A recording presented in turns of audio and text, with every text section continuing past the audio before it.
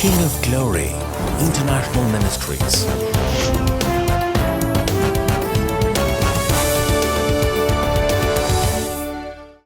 எனக்கு அன்பானவர்களே, ஒவ்வொருவருக்கும் ஒரு பங்கு இருக்குது. சபையில் நம்முடைய ரோல் அப்படின்னும் பொழுது, எனக்கு இந்த சபையில் பங்கே இல்லை அப்படின்னு சொல்லி யாரும் இருக்கக்கூடாது. ஆமீன். அந்த பலிபீடத்தில் தங்குவதற்கு, அந்த அடைக்கலான் குருவுக்கு ஆண்டவர் ஒரு பங்கை கொடுக்கிறார். Praise the Lord. இன்றைக்கு என்னுடைய ரோல், என்னுடைய பங்கு என்கிற தலைப்பில் தான் நான் தேவ செய்தியை கொடுத்தேன். லூக்கா 7வது அதிகாரம் 37வது வசனம். லூக்கா 7:37. இந்த பகுதி நமக்கு தெரிந்தது தான். வாசிப்போம். அப்பொழுது அந்த ஊரில் இருந்த பாவியாகிய ஒரு ஸ்திரீ அவர் பரிசேயன் வீட்டில் பந்தி இருக்கிறதை அறிந்து ஒரு பரணையில் பரிமள தைலம் கொண்டு வந்து. அந்த ஸ்திரீயை குறித்து என்ன சொல்லுகிறது?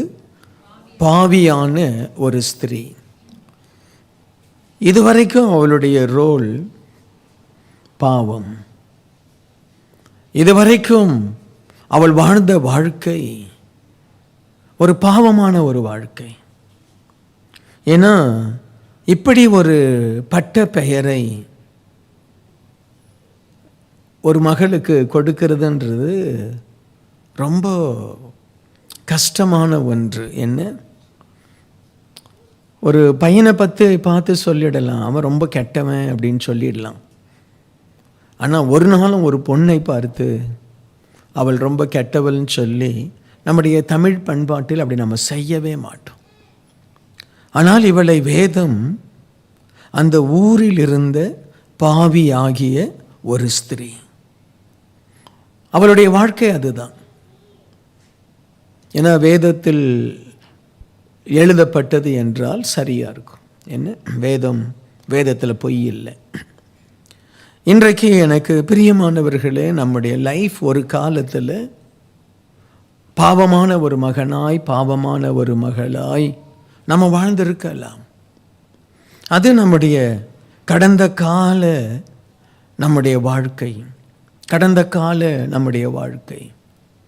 வீட்டில் அடங்காதவர்கள், தாய் தகப்பனை மதிக்காதவர்கள், என்ன இஷ்டம் போல செலவு பண்ணுகிறவர்கள், ஒரு பொறுப்பற்ற ஒரு மனிதன், ஒரு பொறுப்பற்ற ஒரு வாழ்க்கை, ஒரு அலங்கோலமான ஒரு வாழ்க்கை. சில மனிதர்களை நான் பார்த்திருக்கிறேன். நாமெல்லாம் பாக்கியவதிகள், பாக்கியவான்கள். நம்ம குடும்பத்தில் சைக்கோவாக இருக்கிற புருஷனோ மனைவியோ நமக்கு இல்லாது இருப்பதற்காக ஆண்டவரை துதிக்கணும். ஆமீன். சில குடும்பத்தில் நான் பார்த்துருக்கிறேன், என்கிட்ட கதறி இருக்கிறாங்க. ஃபோனில், நேரில், பல இடங்கள் நான் போகும் பொழுது சொல்கிறாங்க. ஒரு பெண் சொல்கிறா, நீங்கள் அது சினிமாவில் அதில் தான் நீங்கள் பார்த்துருப்பீங்க. அவள் சொல்கிறா, என் புருஷன் சிகரெட் பிடிச்சி அந்த என் கையில் அதை சுட வச்சு நான் கத்துறதை பார்த்து சந்தோஷப்படுறாரு. என்ன, இதெல்லாம் எவ்வளோ பெரிய ஒரு கொடுமை. சில புருஷன் மனைவியை திட்டிகிட்டே தான் இருப்பார். அவருக்கு திட்டினாதான் மனசு திருப்தி. அதுதான் சைக்கோன்றேன். என்ன, ஒரு காரணமும் இருக்காது. அந்த மனைவியை திட்டணும். நீ என்ன எப்படி இருக்க? அதில் திட்டுறதுலையே மிக மிக உடைக்கிற காரியம் என்ன தெரியுமா? ஏன் உன் பல்லு இப்படி இருக்கு? என்ன பண்ண முடியும்? ஏன் உன் மூக்கு இப்படி இருக்கு? நீ ஏன் இப்படி குண்டா இருக்க? உன்னை பார்க்கவே நல்லா இல்லை. அதே போல சில குடும்பத்தில் மனைவி புருஷனை, உன்னை கட்டின நாள்ல இருந்து எனக்கு இப்படி தான், நீ ஒன்றுத்துக்கும் பிரயோஜனம் இல்லை, இதை சொல்லிகிட்டே இருப்பாங்க. சில பேரண்ட்ஸ் பிள்ளைகளை வேதனைப்படுத்திட்டே இருப்பாங்க.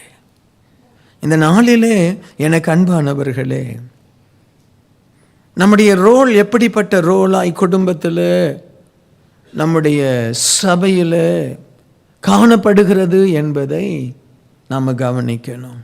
என்ன, பாவியாகிய ஒரு ஸ்திரீ, ஆனால் ஒரு நேரம் வருது பாருங்க, அவள் தன் வாழ்க்கையை மாற்ற விரும்புகிறாள். தன்னுடைய நிலையில ஒரு மாற்றத்தை கொண்டு வர விரும்புகிறாள். அவள் சொல்றா, இயேசு கிறிஸ்து ஒரு பரிசேயின் வீட்டில் வந்திருக்கிறதை அறிந்து உடனே போய் ஒரு பரணியில் பரிமள தைலத்தை கொண்டு வரா. நிதானிக்கின்றாள். நான் இந்த நிதானத்தை ரொம்ப விரும்புவேன். நம்ம நிதானிக்கணும். நம்ம போகிற டைரக்ஷன் சரியானதா, இல்லை நான் கொஞ்சம் நிற்கணுமா? நான் வேகமாக ஓடிட்டு இருக்கேன், நான் நினைக்கிறத செய்துட்டு இருக்கிறேன், இல்லை நான் கொஞ்சம் நின்று தேவன் பக்கம் திரும்பி, இல்லாவிட்டால் நான் எனக்குள்ளாகவே ஒரு ஆலோசனை பண்ணி அடுத்து நான் என்ன செய்யலாம்?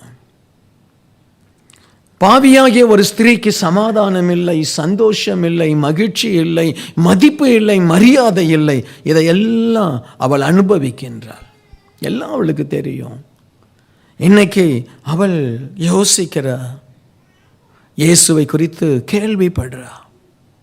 எனக்கு அன்பானவர்களே, யாரோ அவகிட்ட சொல்லி இருக்கிறாங்க, இயேசு கிட்ட போனால் பாவம் போயிடும், இயேசு கிட்ட போனால் சுகம் வந்துடும், அந்த ஆண்டவர்கிட்ட போனால் நம்ம லைஃப் மாறும், குருடர்கள் பார்வை அடைகிறாங்க, இவள் குருடன் அல்ல, முடவர்கள் சுகமாகிறாங்க, இவள் முடமானவளும் அல்ல, இவள் ஆத்துமாவிலே பாதிக்கப்பட்டவள்.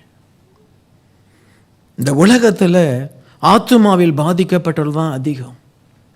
மென்டல் ஸ்ட்ரெஸ் என்ன, இல்லாவிட்டால் ஏதோ ஒரு பாவத்தில் பிடிக்கப்பட்டவர்கள் தான் அதிகம். இந்த சபையில் பார்த்தீங்கன்னா ஊனமுற்றவர்கள் யாரும் இல்லை, கண் பார்வை அற்றவர்கள் யாரும் இல்லை, ஆனால் மனதிலே பாதிக்கப்பட்டவர்கள் ஏராளமான பேர் இருப்பாங்க. ஒரு கவலை, ஒரு துக்கம், ஏன் என் வாழ்க்கை இப்படி இருக்கு, ஏன் நான் என்ன செய்தாலும் யாருக்கும் பிடிக்கல, நான் செய்கிறதும் நல்லா இல்லை. அவள் நினைத்த அந்த பாவியான ஸ்திரீ ஒரு அழகான ஒரு முடிவெடுக்கிறாள். நான் இந்த இயேசுவை நான் சந்திக்கணும், அவரை சந்திக்க நான் வெறும் கையா போகக்கூடாது. ஆமென். அவளுக்கு எப்படி இதெல்லாம் தோணுச்சுன்னே தெரியல. இவள் ரொம்ப ஒரு பாவி. அவளை யாரும் தான் வீட்டுக்கு கூப்பிட மாட்டாங்க. பரிசேயன் அவளை தன் வீட்டுக்கு கூப்பிட மாட்டான். அவள் அழைக்கப்பட்டவளே அல்ல, அழைக்கப்பட்டவளே அல்ல. ஆனால் அவள் ஒரு இடத்துல உட்கார்ந்து அழுது, நான் போகலாமா போகக்கூடாதா? இந்த கேள்வி வருமா வராதா? என்ன வருமா வராதா? இவள் ஒரு அழையா விருந்தாளி, ஆனால் தன்னை தாழ்த்துகிறாள். இதுதான் தாழ்மை. ஆமென். அடுத்து அவ செய்கிறா, உட்கார்ந்து இந்த இயேசுவுக்கு நான் எதை தரலாம்? பிரியமானவர்களே, நம்முடைய ரோல், நம்முடைய மதிப்பு, நம்முடைய அழகு, நம்முடைய மகிமை எதை நாம் மற்றவர்களுக்கு தருகிறோம் என்பதில் இருக்கு. அவள் பாவியான ஸ்திரீ தான். அவள் எதை ஆண்டவருக்கு தரணும்னு நினைக்கிறா பாருங்க. ஏதோ ஒரு சந்தர்ப்ப சூழ்நிலையினால் அவள் பாவி, ஆனால் அவளுடைய உள்ளமோ மிக உயர்ந்த ஒரு உள்ளம். ஆமென். ஏதோ ஒரு சூழ்நிலையினால அவள் தள்ளப்பட்டவள், ஏதோ ஒரு சூழ்நிலையினால அவள் தவறான ஒரு வாழ்க்கையை அவர் பின்பற்றிட்டார். ஆனால் அவளுக்குள்ள மகிமையான எண்ணங்கள், மகிமையான சிந்தனைகள், தேவ திட்டம் அவளுக்குள்ள இருக்கு. பிரியமானவர்களே, யாருக்குள்ள என்ன மகிமை இருக்குன்னு வெளி தோற்றத்தில் தெரியவே தெரியாது. ஆமேன். அதுதான் ஆண்டவர் சொல்றாரு, உன்னை வேண்டான்னு அவங்க தள்ளிட்டாங்க, உன்னை வேண்டான்னு சொல்லி அவங்க ஒதுக்கிட்டாங்க, ஆனால் நான் உன்னை எடுத்து மூளைக்கு தலைக்கல்லாய் நான் மாற்றுவேன். அற்புதமான ஆண்டவர். அல்லேலூயா, அல்லேலூயா. உங்கள் ரோல் மாறணும். மாறணும்னா உங்களுக்குள்ள டீப் தாட்ஸ் வரணும்.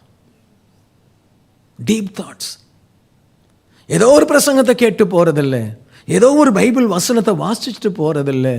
கொஞ்சம் டீப்பாக திங்க் பண்ணுங்க. அதை தான் வேதம் சொல்லுகிறது, தியானம். Praise the Lord. தியானம்.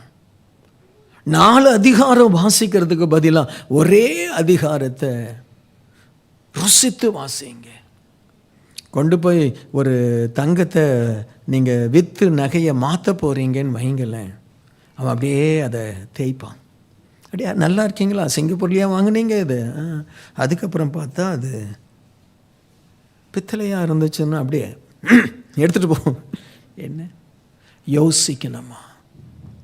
இவள் யோசித்தாள், நான் எப்படி இயேசுவை கனப்படுத்தலாம், எப்படி அவளுக்கு பிரியமாய் மாறலாம். 38 பாருங்க.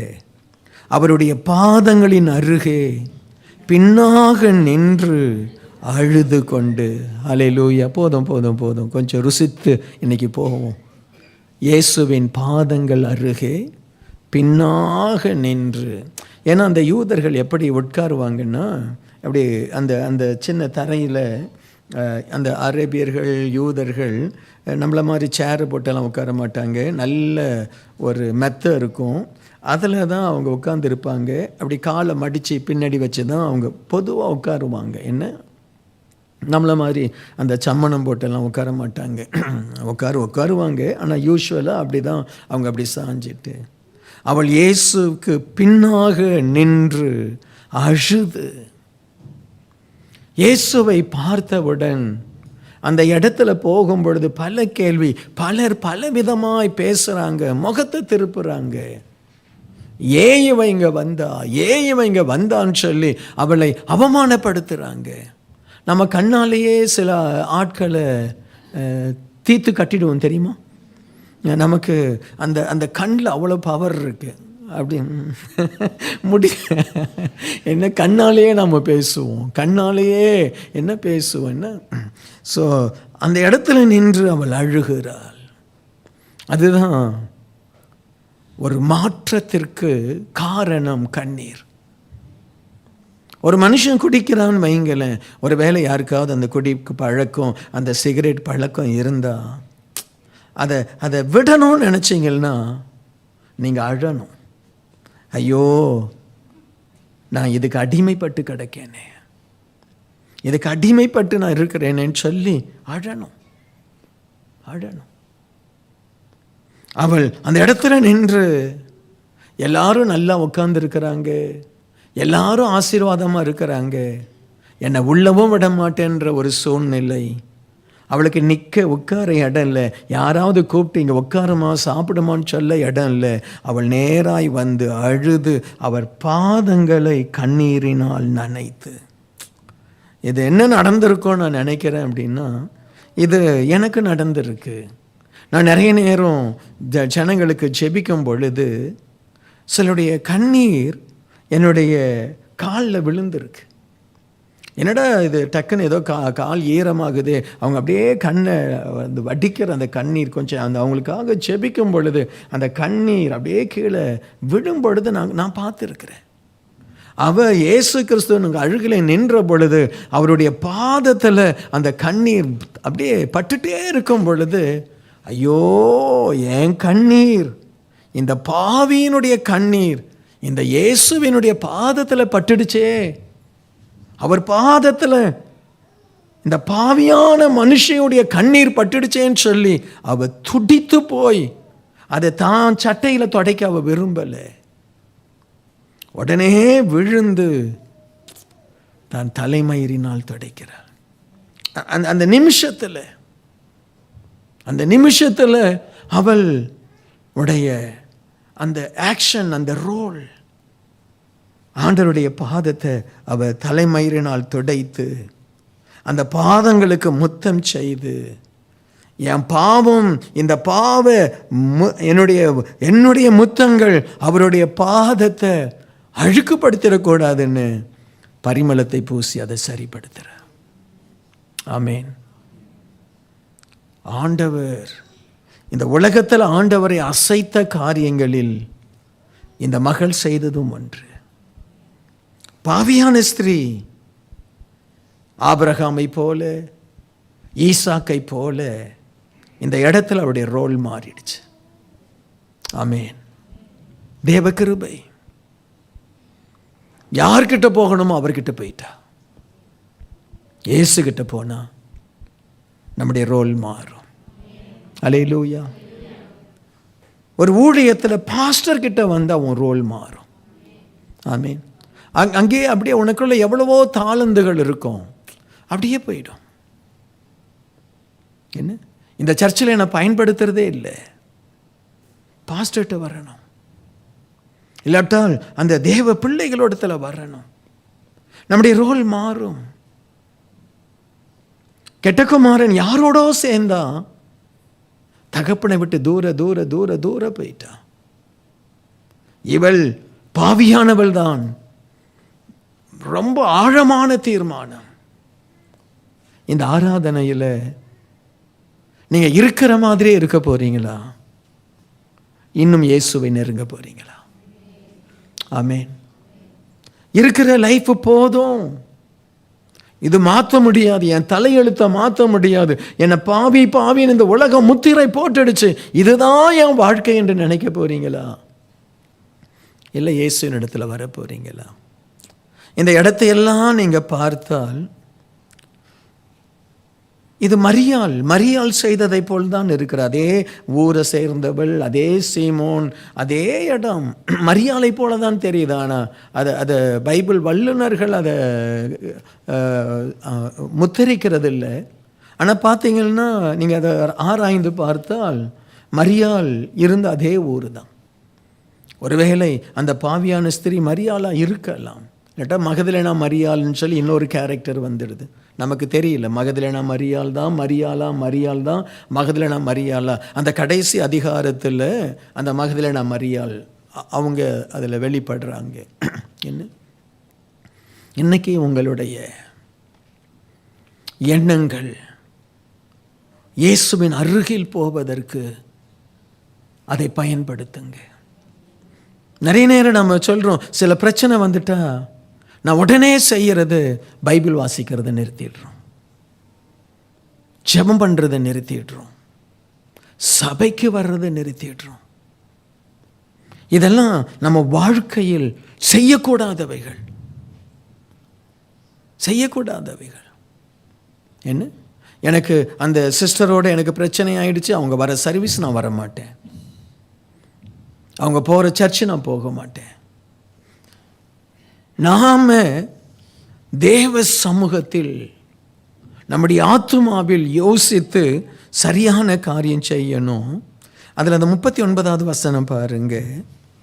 அவரை அழைத்த பரிசேயன் அதை கண்ட பொழுது, இவர் தீர்க்கதரிசியாயிருந்தால் தம்மை தொடுகிற ஸ்திரீ இன்னாள் என்றும் இப்படிப்பட்டவள் என்றும் அறிந்திருப்பாள், இவள் பாவியாய் இருக்கிறாளே என்று தனக்குள்ளே சொல்லி கொண்டான். இன்னைக்கும் இப்படிப்பட்டவங்க சுற்றி திரிவாங்க. இன்னைக்கும் நம்மளை எடை போடுற ஆட்கள் இருக்க தான் செய்வாங்க. ஆனால் நமக்கு இந்த பரிசேயன் சொல்றது நமக்கு முக்கியம் இல்லை, இயேசு சொல்றது தான் முக்கியம். அல்லேலூயா. இந்த பரிசேயன் சொல்றது முக்கியம் இல்லை. இவன் பரிசேயன், இவன் தேவனுடைய வார்த்தையை சொல்லுகிறவன், இவன் நல்ல அனுபவம் பெற்றவன். ஆனால் அவன் சொல்கிறான் பாருங்க, இவர் தீர்க்கதரிசியாக இருந்தால், முதல்ல அழைத்தவரையே போட்டுட்டான். என்ன, இவர் தீர்க்கதரிசியாக இருந்தால், இவள் பாவி என்று தெரியும், இவள் பாவி என்று தெரியும், இவள் மோசமானவள் என்று தெரியும். இந்த என்ன, இப்படிப்பட்டவள் என்று அறிந்திருக்கிறேன். என்ன? தம்மை தொடுகிற ஸ்திரீ இவள் பாவியாக இருக்கிறாளே என்று தன் உள்ளத்தில் சொல்லி கொண்டான். ஆண்டவர் சொல்கிறாரு, இயேசு எப்படி பேசுகிறார் பாருங்க. இயேசு அவளை நோக்கி, சீமோனே, நான் உனக்கு ஒரு காரியம் சொல்ல வேண்டும் என்றார். அதற்கு போதகரே சொல்லும். வார்த்தை எப்படி இருக்கு பாரு. உள்ளத்தில் ஒரு மாதிரி, வெளியில் எப்படி? போதகரே. நீங்கள் யாராவது எப்படி இருக்கீங்களா? என்ன? உள்ளத்தில் இவரெல்லாம் இவரை நான் ஏன் கூப்பிட்டேன்னு நினைக்கிறான் அவன் மனசில். ஆனால் வாயில் ஸ்திரீயினிடமாய் திரும்பி, சீமோனே, இந்த 44 இந்த ஸ்திரீயை பார்க்கிறாயே, நான் உன் வீட்டில் பிரவேசித்த, நீ காலுக்கு தண்ணீர் தரலை, அவ கண்ணீர் தரா. ஆமென் சொல்லுங்க.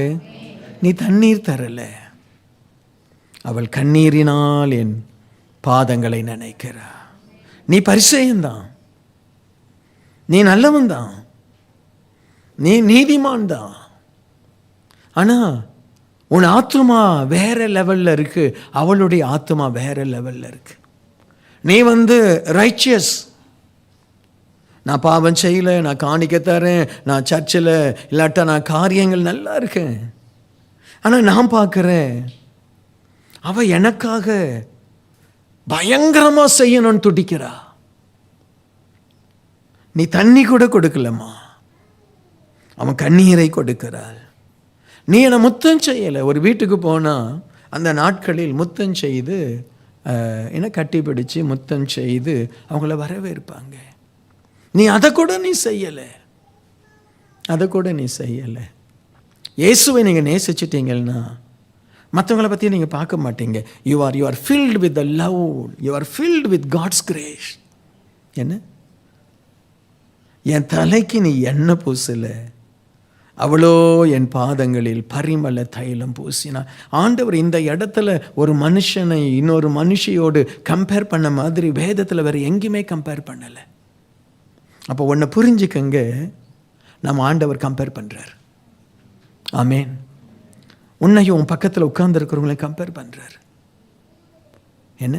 அவள் எப்படி ஜெபம் பண்ணுறா, நீ எப்படி ஜெபம் பண்ணுற? நீ வந்ததுலேருந்து மற்றவங்களையே பார்த்துட்டு இருக்க. அவங்க சரியில்லை, அவங்க சரியில்லை. அவள் வந்ததுலேருந்து என்ன பார்க்குறா? சரியாம்மா? என்ன? அவங்க என்னுடைய பிரசங்கத்தினுடைய அந்த தாற்பரியத்தை நீங்கள் பார்க்கணும். என்ன? ஓ பாஸ்டர் அவங்கள சொல்லுவாரோ, நீ பரிசேயன். ஐயோ ஆண்டவர் என்னதான் ஆண்டவர் சொல்கிறாரு, நம்ம பாவியான ஸ்திரீ.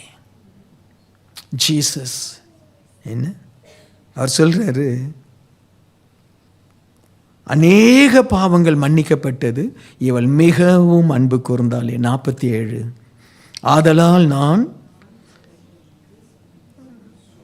ஆதலால் நான் எனக்கு சொல்லுகிறேன். உனக்கா எனக்காது? நான் உனக்கு சொல்லுகிறேன், இவள் செய்த அநேக பாவங்கள் மன்னிக்கப்பட்டது, இவள் மிகவும் அன்பு கூர்ந்தாளே. நம்ம யாரா இருக்கணும்? நம்ம யாரா இருக்கணும்? நம்ம யாரா இருக்கணும்? அன்பு கூறுறது மட்டும்தான் நம்ம வாழ்க்கை. தேவனை நேசிக்கணும், மனுஷர்களை நேசிக்கணும். அல்லேலூயா, அல்லேலூயா. இதுதான் கிறிஸ்தவ வாழ்க்கை. அவளை நோக்கி உன் பாவங்கள் மன்னிக்கப்பட்டது என்றார். அவள் எவ்வளோ சந்தோஷமாக திரும்பி போயிருப்பா. ஆமேன், அல்லேலூயா. தீர்மானம் பண்ணுங்க. கடந்த காலம் ஒவ்வொரு நாளும் நமக்கு கடந்த காலமாய் மாறப்போகுது. நாளைக்கு போகும் பொழுது இந்த நாளில் ஏதாவது தப்பு பண்ணியிருந்தீங்கன்னா நாளைக்கு அதை பண்ணாதீங்க. இந்த நாளில் குறை பேசியிருந்தீங்கன்னா ஆவியானவர் உங்களோட உணர்த்தி இருந்தால் நாளைக்கு அதை பண்ணாதீங்க. ஆமேன். இயேசுவினுடைய பாதத்தில் போய் முத்தம் செய்யுங்க. ஆண்டவரே, நான் பாவி, நான் பாவி, நான் பாவி, என்னை பரிசுத்தப்படுத்தும். நான் சொல்லட்டுமா? பரிசுத்தமாகிறவர்கள் ஒவ்வொரு நாளும் நான் ஒரு பாவி என்று அறிக்கை எடுக்கிறவர்கள். உங்கள் வாழ்க்கையில் என்னைக்கு பாவ அறிக்கை பண்ணீங்க? நீ பாவ அறிக்கை பண்ணலைன்னா நீ பரிசுத்தமாகிறதுக்கு சான்ஸ் இல்லை. ஆமீன். ஒவ்வொரு நாளும் நான் என்ன பாவம் செய்தேன்? ஐயோ, நாம் செய்த பாவத்திற்கு அளவே இல்லை. ஆமென். நம்முடைய சிந்தை அப்படின்றதுக்குள்ள 1000 பாவத்தை செய்துட்டு வந்துடும். இருக்கீங்களா? இன்னைக்கு ஆண்டவர் உன்னுடைய ரோல் இன்றைக்கு இருந்ததை போலவே இருக்க போதா? இல்லை something different you are going to do in the church, in your family, in your work place? இந்த சேம் வே தான் நீ பேச போறியா, இல்லை கொஞ்சம் மாற்ற போறியா? நம்ம தீர்மானம் எடுக்கலாமா? அப்படியே எழுந்து நின்று ஆண்டவருடைய முகத்தை நாம் பார்க்கலாம். அப்படியே ஆண்டவர்கிட்ட ஜெபம் பண்ணுங்க. சுவாமி, அந்த பாவியான ஸ்திரீ அபிஷேகிக்கிற ஸ்திரீயாய் மாறிட்டா, ஆசீர்வதிக்கிற ஸ்திரீயாய் மாறிட்டா. அவளுடைய ரோல் அந்த பாவமானவள், சின்ஃபுல் உமன் என்கிற அந்த ரோல் மாறி ஆண்டவருக்கு பிரியமான மகளாய் மாறிட்டா. முடியும் முடியும் முடியும் முடியும். இலகாதரா வௌஷாத்தானா. ஸ்தோத்திரம் பண்ணி ஜெபம் பண்ணுவீங்களா? தேங்க்யூ லார்ட், உமக்கு நன்றி. தேங்க்யூ லார்ட், உமக்கு நன்றி. எத்தனை பேர் ஆழமாய் சிந்திக்க போகிறீங்க? நான் இப்படியே இருக்கிறது நியாயம் இல்லை, நான் கர்த்தருக்கு கொஞ்சம் ஊழியம் செய்யணும், நான் இப்படியே ஆண்டவருக்கு ஒரு காணிக்கை, ஒரு தசம பாகம் கூட கொடுக்காம ஏதோ ஒரு காணிக்கை கொடுத்துட்டு நான் போகிறேன், என் பங்கு ஆலயத்தில் இருக்கணும்.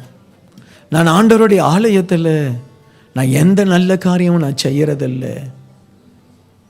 என்ன, ஒரு 9:15 9:30 வர்றோம், அப்படியே ஒரு 10:30 மணியோடு என்னுடைய வேலை முடிஞ்சது கிங் ஆஃப் க்ளோரியில். பிரியமானவர்களே, ஆண்டவர் நம்மகிட்ட எதிர்பார்க்கிறார். நீ எனக்கு முத்தம் செய்வையா? நீ உன்னுடைய கண்ணீரினால் என் பாதங்களை நீ நனைப்பாயா? உன் முடியினால் அதை துடைப்பாயா? ஆண்டவர் எதிர்பார்க்கிறார். ஆண்டவர் எதிர்பார்க்கிறார். யார்கிட்ட எதிர்பார்க்கிறார் சொல்லுங்க? அப்படி மனசு மேலே கையை வச்சு சொல்லுங்க, இன்னும் இருதயத்தின் நெஞ்சு மேலே கை வச்சு சொல்லுங்க. என்கிட்ட எதிர்பார்க்கிறார், என்கிட்ட எதிர்பார்க்கிறார், என்கிட்ட எதிர்பார்க்கிறார். நான் ஆண்டவருக்காக என்னை அர்ப்பணிப்பேன், ஆண்டவருக்காக என்னை அர்ப்பணிப்பேன். அப்படியே ஸ்தோத்திரம் பண்ணி ஆண்டவர்கிட்ட நம்முடைய குறைகளை சொல்லுவோம். ஆண்டவரே, நான் ஒரு நல்ல மாற்றத்தை நான் என் வாழ்க்கையில் கொண்டு வர போகிறேன். என் குடும்பத்தில் என் கணவன் அதை பார்க்க போகிறார், என் மனைவி அதை பார்க்க போகிறாங்க, நான் வேலை செய்கிற இடத்துல அவர்கள் பார்க்க போகிறாங்க. பழைய மனுஷியாய் அல்ல, போன வாரம் இருந்த ஒரு மகனாய் மகளாய் அல்ல, இன்றைக்கு ஆலயத்துக்கு வந்திருக்கிறேன். ஆண்டவருடைய பாதத்தில் நான் இருக்கிறேன். அல்லேலூயா. உம்முடைய பாதத்தில் நான் இருக்கிறேன்ப்பா, என்னை பரிசுத்தப்படுத்திடும். அப்பா, எங்கள் சபையை நாங்கள் ஆசீர்வதிக்கிறோம். ஒவ்வொரு குடும்பத்திலும் சுக வாழ்வு, ஒவ்வொரு குடும்பத்திலும் ஆசீர்வாதம். ஆண்டவரே, குடும்பம் நன்றாய் சந்தோஷமாக இருக்கணும். வேலை இடத்துல உம்முடைய பிள்ளைகளுக்கு ஆசீர்வாதம், அவர்களுக்கு ஒரு குறை இருக்கக்கூடாது. வேலையில் நல்ல திறமையை கொடும், நல்ல ஞானத்தை கொடும், நல்ல ஆண்டவரே வேலையில் ஒரு உயர்வை கொடும் ஆண்டவரே. வேலை மிக முக்கியம் ஆண்டவரே. வேலை இடத்துல எங்களுடைய பிள்ளைகள் ஆண்டவரே ஞானமற்று நடந்துடக்கூடாது, நிர்விசாரமாக இருந்துடக்கூடாது. நீர் அப்படி செய்யும்படியாய் நான் செபிக்கிறேன். ஆசீர்வாதமாக இருக்கட்டும். எங்கள் பிள்ளைகளை பாதுகாத்து கொள்ளும், அவருடைய படிப்பை ஆசீர்வதியும், எங்கள் சபையை எங்கள் குடும்பங்களை அலங்கரிப்பீராக. ஆசீர்வாதமாய் ஒவ்வொருவரும் மாறுவார்களாக. பலவீனமாக இருக்கிறவங்க சுகமாகட்டும். அல்லேலூயா. பலவீனமாக இருக்கிறவங்க, ஹாஸ்பிட்டல் அட்மிட்டாக இருக்கிறவங்க ஒவ்வொருவருக்கும் அற்புதம் நடக்கட்டும், அற்புதம் நடக்கட்டும். ஹல்லேலூயா. சுகமாகட்டும். ஆண்டவர் இயேசுவின் நாமத்தினாலே வியாதி படுக்கைகள் மாறட்டும். ஒவ்வொருவரையும் ஆசீர்வதிக்கிறேன், கிருபைக்கு ஒப்பு கொடுக்கிறேன் பிதாவே. ஆமேன், ஆமேன். இயேசுவின் நாமத்தில் ஜெபிக்கிறோம் பிதாவே. அன்பார்ந்த நேயர்களே, இந்நிகழ்ச்சியின் மூலம் நீங்கள் பெற்றுக்கொண்ட ஆசீர்வாதங்களை எங்களோடு பகிர்ந்து கொள்ளுங்கள். உங்களுடைய தெளிவான முகவரி மற்றும் தொலைபேசி எண்ணோடு சேர்த்து எழுதி அனுப்ப வேண்டிய முகவரி: கிங் ஆஃப் க்ளோரி, எண் 4, new salt colony, Tiruchendur road, Thoothukudi 628001. உங்கள் ஜெபத் தேவைகளுக்கு எங்களை தொடர்பு கொள்ள வேண்டிய தொலைபேசி எண்கள் 046142000675 மற்றும் 8220014177. நீங்கள் இந்த ஊழியத்தை தாங்க விரும்பினால் உங்கள் காணிக்கைகளை கிங் ஆஃப் க்ளோரி என்ற பெயருக்கு காசோலையாகவோ அல்லது டிமாண்ட் டிராஃப்டாகவோ அனுப்பலாம். எங்கள் account number 120213500003195. Bank Karur Vysya bank, branch Thoothukudi. IFSC code KVBL 0001202. தயவு செய்து உங்கள் தசம பாகங்களை எங்களுக்கு அனுப்ப வேண்டாம், அது உங்கள் சபைக்குரியது. தேவன் உங்களை ஆசீர்வதிப்பாராக.